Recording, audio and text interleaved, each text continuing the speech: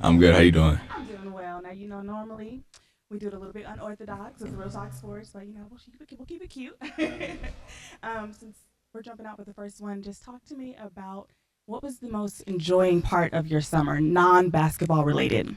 The most what part? I'm The sorry. most enjoying part of your summer, non-basketball I'd related. probably say it was my first time out the country. I'm not counting Toronto and Mexico right here, but I went to Turks and Caicos, so that was pretty fire. I went with my agent, so it was a good little vibe and a good time to get away. We didn't go away for too long. I was there for just a weekend, and it was right back to work. But it was kind of good. My first little vacation, if you want to call it, but um, it was definitely needed. Definitely needed.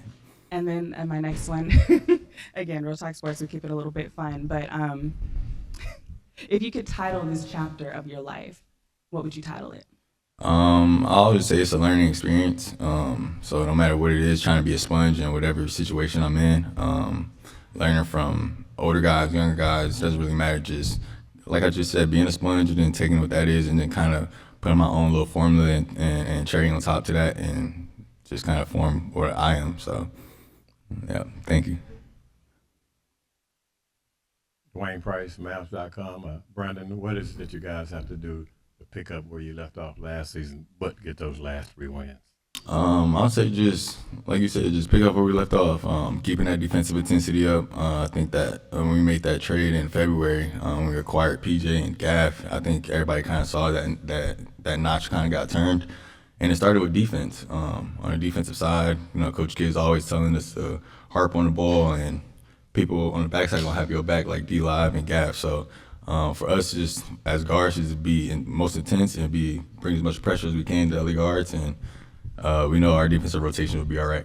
Where do you see Clay Thompson fitting in with this team, and what can he add not only on the offensive end but the defensive end? Yeah, I mean, he has a lot to prove himself in terms of being written off and wherever the media was saying for him last year. So just coming into this year, I mean, we already seen it in pickups that we played. You know what I mean? The guy can slide his feet. The guy can, obviously, we know he can shoot. So he brings a lot to our team.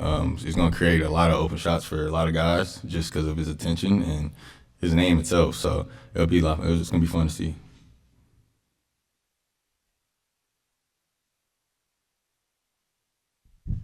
Hey, I'm just curious how you would uh, evaluate or classify Jason's style in his coaching style. It's different than what I'm used to. I was with Portland, so I'm used to Chauncey a little bit, but I mean they're point guards, Hall of Fame point guards. So the way they think the game's at a high level.